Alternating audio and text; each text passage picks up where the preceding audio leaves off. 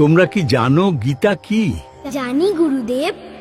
কুরুক্ষেত্রে শ্রীকৃষ্ণ কর্তৃক অর্জুনকে দেওয়া উপদেশ হলো গীতা। তোমরা কি বলতে পারবে গীতার পুরো নাম কি?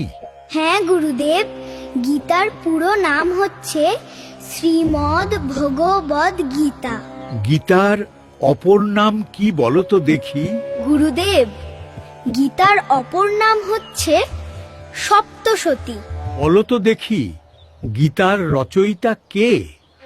গীতার রচয়িতা হলেন মহর্ষি শ্রীকৃষ্ণ দ্বৈপায়ন বেদব্যাস। বলো তো দেখি গীতা কোন যুগের গ্রন্থ? গীতা দাপর যুগের গ্রন্থ।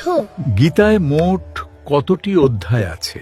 গীতায় মোট 18টি অধ্যায় আছে গুরুদেব। বলো তো দেখি গীতায় মোট কতটি শ্লোক রয়েছে? গুরুদেব, গীতায় মোট 700টি শ্লোক রয়েছে। ভেরি গুড, খুব ভালো বলেছো। হিন্দু হয়ে বাঁচতে হলে এই ইনফরমেশনগুলো সকল হিন্দুর জানতে হবে।